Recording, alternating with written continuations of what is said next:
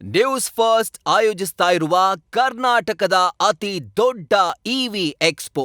ಹಣ ಆಸ್ತಿ ಅಂತಂದ್ರೆ ಹೆಣ ಕೂಡ ಬಾಯ್ಬಿಡುತ್ತಂತೆ. ಆದರೆ ಇಲ್ಲಿ ಹೆತ್ತಂಥ ತಾಯಿಯನ್ನೇ ಹೆಣ ಮಾಡಿದಂಥ ಪುತ್ರಿ ಈಗ ನಮ್ಮ ಮಧ್ಯೆ ಸಿಕ್ಕಿದ್ದಾಳೆ. ಆಸ್ತಿ ಹಣಕ್ಕಾಗಿ ಹೆತ್ತ ತಾಯಿಯನ್ನೇ ಪಾಪಿ ಪುತ್ರಿ ಕೊಲೆ ಮಾಡಿದ್ದಾಳೆ. ತಾಯಿಯನ್ನ ಕೊಂದಾಕಿ ಜ್ಯೋತಿಷಿ ಹೇಳಿದಂಥ ಕತೆ ಕಟ್ಟಿದ್ರು ಸುಚಿತ್ರ. ತಾಯಿ ಬಳಿ ಇದ್ದಂಥ 40 ಲಕ್ಷಕ್ಕಾಗಿ ಜೊತೆಗೆ ಒಂದು ಮನೆಗಾಗಿ ಈ ಹತ್ಯೆ ನಡೀತಾ ಅನ್ನುವಂಥ ಸಂಶಯ ಈಗ ಮೂಡ್ತಾ ಇದೆ. ಎದೆ ನೋವಿನ ಕತೆ ಹೇಳಿ ಶ್ರೀನಗರದಲ್ಲೇ ಮಗಳು ಹೆತ್ತ ತಾಯಿಯನ್ನೇ ಹತ್ಯೆ ಮಾಡಿದ್ದಾಳೆ. ಜ್ಯೋತಿಷಿ ಮಾತನ್ನ ನಂಬಿ ಹತ್ಯೆ ಮಾಡಿದ್ದಾಗಿ ಆಕೆ ಹೇಳಿಕೆಯನ್ನ ಕೊಟ್ಟಿದ್ದಾಳೆ. ತುಮಕೂರಿನ ಖ್ಯಾತಸಂದ್ರ ಪೊಲೀಸ್ ಕಸ್ಟಡಿಯಲ್ಲಿ ಈಗ ಸದ್ಯಕ್ಕೆ ಈ ಆರೋಪಿ ಸುಚಿತ್ರ ಇದ್ದಾಳೆ. ಹಣ ಹಾಗೂ ಆಸ್ತಿಗಾಗಿ ಹೆತ್ತ ತಾಯಿಯನ್ನೇ ಕೊಂದಾಕಿ ನಂತರ ಜ್ಯೋತಿಷಿ ಹೇಳ್ದ ಹೀಗಾಗಿ ಕೊಲೆ ಮಾಡಿದೆ ಅನ್ನುವಂಥ ಒಂದು ಕಥೆಯನ್ನ ಈ ಸುಚಿತ್ರ ಬಿಚ್ಚಿಟ್ಟಿದ್ದಾಳೆ ಪೊಲೀಸರ ಮುಂದೆ. ಅದು ಕಟ್ಟು ಕತೆ. ಆದರೆ ಈ ಒಂದು ಆಸ್ತಿ ಹಾಗೂ ಹಣಕ್ಕಾಗಿ ತಾಯಿಯನ್ನೇ ಕೊಲೆ ಮಾಡಿದ್ದಾಳೆ ಈ ಪಾಪಿ ಪುತ್ರಿ. ತಾಯಿ ಬಳಿ 40 ಲಕ್ಷ ರೂಪಾಯಿ ಇತ್ತು. ಒಂದು 2 ಸೈಟ್ ಇತ್ತು. ಇನ್ಫ್ಯಾಕ್ಟ್ ಅದರಲ್ಲಿ ಒಂದು ಸೈಟ್ ಮಾರಾಟ ಮಾಡಿದಂಥ ದುಡ್ಡನ್ನು ತಮ್ಮ ಬಳಿ ಇಟ್ಕೊಂಡಿದ್ರು 40 ಲಕ್ಷ. ಅದರ ಜೊತೆಗೆ ಮಗದೊಂದು ಸೈಟ್ ವಿಚಾರಕ್ಕಾಗಿ ಹೆತ್ತ ತಾಯಿಯನ್ನೇ ಈಕೆ ಕೊಂದು ಹಾಕಿದ್ದಾಳೆ. ಇದರ ಕುರಿತಾಗಿ ಡೀಟೇಲ್ಸ್ ಅನ್ನು ಕೊಡ್ತಾರೆ ನಮ್ಮ ಪ್ರತಿನಿಧಿ ಮಧು ಇಂಗಳದಾಳ್. ಈಗ ಫೋನ್ ಮುಖಾಂತರ ಜಾಯಿನ್ ಆಗ್ತಾ ಇದ್ದಾರೆ. ಮಧು, ಈಗ ಆಸ್ತಿ ಅಂತ ಬಂತಂದ್ರೆ ತಾಯಿ ಕೂಡ ನೋಡಲ್ಲ ಅನ್ನೋದಕ್ಕೆ ಈ ಒಂದು ಪ್ರಕರಣ ಒಂದು ಬೆಸ್ಟ್ ಎಕ್ಸಾಂಪಲ್. ಹಾಗಿದ್ರೆ ಯಾವ ರೀತಿ ಆಯಿತು ಈಕೆಯ ಈ ಒಂದು ಮರ್ಡರ್ ಪ್ಲಾನಿಂಗ್ ಅಂತ?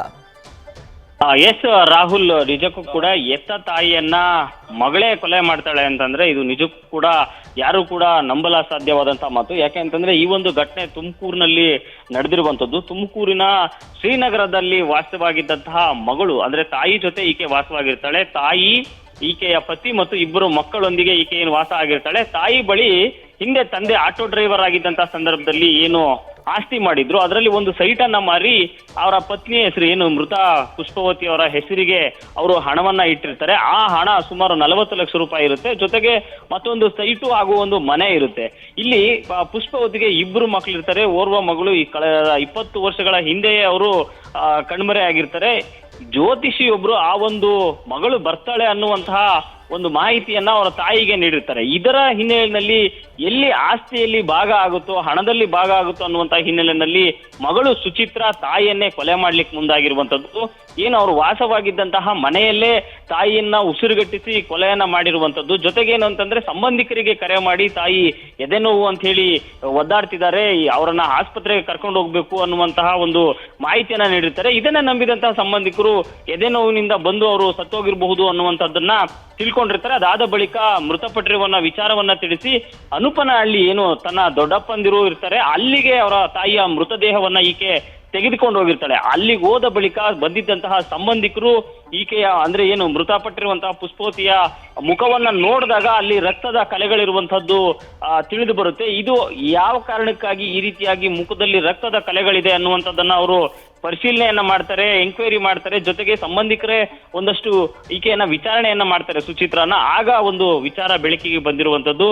ಆಗ್ಲೂ ಕೂಡ ಈಕೆ ಒಂದು ಕಥೆಯನ್ನ ಕಟ್ಟಿರ್ತಾಳೆ. ತಾಯಿ ಎದೆ ನೋವು ಅಂತ ಹೇಳಿ ಒದ್ದಾಡ್ತಾ ಒಂದು ಕೆಳಗಡೆ ಬಿದ್ದು ಮುಖಕ್ಕೆ ಗಾಯಗಳಾಗಿದೆ, ಆಗ ಬ್ಲಡ್ ಬಂದಿದೆ ಅನ್ನುವಂತಹ ಒಂದು ಕಥೆಯನ್ನ ಕಟ್ಟಿರ್ತಾಳೆ.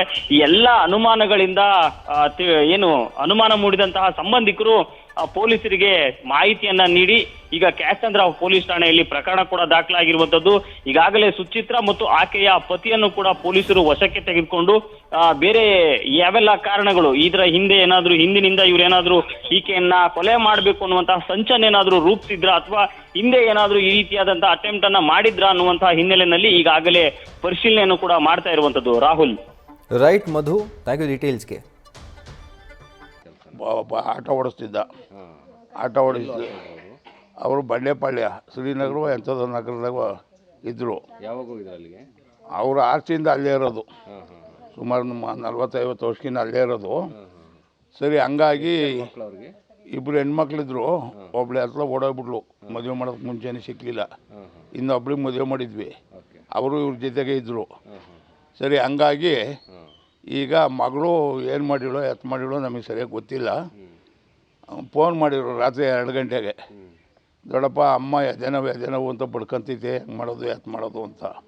ಆಸ್ಪತ್ರೆಗೆ ಕರ್ಕೊಂಡೋಗ್ರಮ್ಮ ಅಂದೆ. ಸರಿ ಅಂತೇಳಿ ಇನ್ನೊಂದು ಸ್ವಲ್ಪ ಹೊತ್ತು ಬಿಟ್ಟು ದೊಡ್ಡಪ್ಪ ಕರ್ಕೊಂಡೋಗಿದ್ವಿ, ಹೋಗ್ತಾ ದಾರಿ ಒಳಗೆ ಹೊರಟೋತು, ಆಸ್ಪತ್ರೆ ಒಳಗೆ ಬಿಟ್ಕೊಳ್ಳಲಿಲ್ಲ. ಈಗ ಆಂಬುಲೆನ್ಸು ಬುಕ್ ಮಾಡಿ ಹಾಕ್ಬಿಟ್ಟಿದ್ದೀವಿ. ಆಂಬುಲೆನ್ಸ್ ತಿರುಗಿ ಕ್ಯಾನ್ಸಲ್ ಮಾಡೋಕ್ಕಾಗಲ್ಲ, ತಗೊಂಬಂದ್ಬಿಡ್ತೀನಿ ದೊಡ್ಡಪ್ಪ ಅಂದು.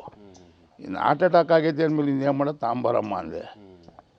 ತಗೊಂಬರುವಾಗೆ ಇಲ್ಲಿ ನಮ್ಮ ಮನೆ ಹತ್ರ ಬಂದಾಗ 3 ಗಂಟೆ 3:30. ಸರಿ, ಆವಾಗ ಆಂಬುಲೆನ್ಸ್ನಾಗಿಂದ ಹೆಣ ಇಳಿಸೇ ಇಲ್ಲ. ಅವ್ರ ತವ್ರ ಮನೆಯವ್ರಿಗೆ ಫೋನ್ ಮಾಡಿದೆ. ತಕ್ಷಣ ಬರ್ರಪ್ಪ ಹಿಂಗಾಗೈತೆ, ಏನೋ ಎತ್ತಲ ಗೊತ್ತಿಲ್ಲ ಅಂತ. ಅವರು ಬೆಳಗ್ಗೆ ಬಂದರು. ಆ ಮುಂಚೆ ಸಂಘದವ್ರು ಬಂದರು. ಸಂಘದವ್ರು ಬಂದಮೇಲೆ ಗಲಾಟೆ ಆಯಿತು. ತಿಂದ್ಕೊಂಡೇನಮ್ಮ ಅಂತೇಳಿ ಬೈದಾಡ್ತಿದ್ರು. ಆವಾಗ ಗೊತ್ತಾಯ್ತು ಇದು ಕೊಲೆ ಅಂತ. ನಾವೇನು ಮಾಡಿವಿ, ಡಿಪಾರ್ಟ್ಮೆಂಟಿಗೆ ತಿಳಿಸಿವಿ. ಡಿಪಾರ್ಟ್ಮೆಂಟ್ನವ್ರು ಬಂದು ಏನು ಬೇಕೋ ಮಾಡ್ಕೊಂಡ್ರು, ಹೆಣ ಎತ್ಕೊಂಡು ಹೋದರು. ನೀವು ಬಾಡಿ ಬಂದು ನೋಡಿದಾಗ ಹೆಂಗಿತ್ತು ಬಾಡಿ? ಏನು ನೋಡೋಕೆ ಕಣ್ಣು ಕಾಣಲಿಲ್ಲ ನನಗೆ. ರಾತ್ರಿ 3 ಗಂಟೆಗೆ ಕರೆಂಟ್ ಬೇರೆ ಇಲ್ಲ. ಬಾಡಿ ಇನ್ನೇನು ನೋಡಲಿ, ತಂದವ್ರಲ್ಲಿ ಹಾಕಮ್ಮ ಅಂದೆ ಅಷ್ಟೇ. ಯಾವುದೋ ಬೆಳಗ್ಗೆ ಎದ್ದು ನೋಡಿದ ಮೇಲೆ ಆಗಿತ್ತು. ಬೆಳಗ್ಗೆ ಎದ್ದು ನೋಡಿದಾಗ 2 ಹಲ್ಲು ಮುರಿದೋಗಿದ್ವು, ಬಾಯಾಗ ರಕ್ತ ಬತ್ತಿತ್ತು. ಯಾಕೆ ಅಂತ ಕೇಳೋದಕ್ಕೆ ಬಾದಿಗೆ ತಡ್ಕೊಳ್ಳಾರ್ದ ಮಕ್ಕಳೇ ಬಿದ್ದಲು. ಸೊಳ್ಳೆ ಬ್ಯಾಟ್ ಇತ್ತು, ಸೊಳ್ಳೆ ಬ್ಯಾಟ್ ಹೋಗ್ಕೊಂಡೈತೆ ಅಂದ್ಲು. ನೋಡ್ದ ಎಂಥ ಐಡಿಯಾ ಹೇಳಿದ್ದಾರೆ ನನಗೆ. ಆ ಐಡಿಯಾ ನಾನು ನಂಬಿಟ್ಟೆ. ಹೊಟ್ಟೆ ಹುಟ್ಟಿದ ಮಗಳೇ ಹೆಂಗೆ ಮಾಡ್ತಾಳ ಅಂತ. ಈ ಕಾಲದಾಗ ಯಾರು ನಂಬ್ತೀಯ? ಅಷ್ಟು ಆಯ್ತಪ್ಪ, ಸ್ಟಾಪ್ ಮಾಡ್ಕೊಂಡು ಹೋಗಿನ್ನ. ಅವೆಲ್ಲ ಎಂದು ಕೇಳ್ಬಿಡ, ನಂಗೆ ಗೊತ್ತಿಲ್ಲ. ಇಲ್ಲ, ಅವ್ರು ತವ್ರ ಮನೆಯಲ್ಲಿ ಕರ್ಸ್ಕೊಂಡು ಕಾನೂನಿಗೆ ಹೋಗೋ ಒಂದೇ. ಓ ಹ್ಞೂ, ಅವರ ಅಮ್ಮನ ತಮ್ಮಗೆ ತಂಗಿದಿರು ತಮ್ಮದಿರು ಮಸ್ತಾಗಿ ಬಂದಿದ್ರು. ಆ ಮುಂಚೆ ಅವೆಲ್ಲಕ್ಕಿಂತ ಇದು ಸಂಘದವರು ಅಮ್ಮನ ಮೇಲೆ ಭಾರಿ ಅಭಿಮಾನ ಇತ್ತು. ಇವರೇನೋ ದಿನ ಕಿತ್ಲಾಡೋರಂತೆ, ನಾವು ಗೊತ್ತಿಲ್ಲ ನಮಗೆ. ಅವ್ರು ಕಂಡಿದ್ದವರು. ಅವ್ರು ಬಂದವು ಗಲಾಟೆ ಮಾಡಿದ್ರು. ಗಲಾಟೆ ಆದಮೇಲೆ ನನಗೆ ಗೊತ್ತಾಗಿದ್ದು ಇದು ಹಿಂಗೆ ಮಾಡ್ಯಾವಳೆ ಅಂತ. ಹ್ಞೂ, ತಾಯಿ ಮಗಳು ಜಗಳ ಆಡ್ಕೊಳೋರು ಅಂತ. ಹ್ಞೂ. ನಿಮ್ಮ ತಮ್ಮ ಏನಾಗಿ ಡೆತ್ ಆಗಿದ್ದು? ಯಾರು? ಅದೇ ಆಟೋ ಡ್ರೈವರು. ಆಟೋ ಡ್ರೈವರು ಅದೇನೋ ಲೋ BP ಆಗಿ ಹಾಸ್ಪಿಟ್ಲಿಗೆ ತಗೊಂಡೋದ್ರಂತೆ. ಹಾಸ್ಪಿಟ್ಲಿಗೆ ಹೋದ್ಮೇಲೆ ಏನಾಯ್ತು, ಸತ್ತೋದ. ಅಲ್ಲ, ಅವ್ರ ಸಾವಲ್ಲಿ ಏನಾದ್ರು ಈ ಥರ ಅನುಮಾನ ಆಯ್ತಾ? ಯಾರಾದರೂ ಮಾಡಿಸಿದ್ದಾರೆ? ಇಲ್ಲ ಇಲ್ಲ ಇಲ್ಲ ಇಲ್ಲ ಇಲ್ಲ ನಮಗೇನು ಗೊತ್ತಿಲ್ಲ. ಅದು ಹಿಂಗೇನೆ, ಅದು ಅವರೇ ಫೋನ್ ಮಾಡಿ ಹೆಣ ಹಾಕಿ ಬಂದಿದ್ದು.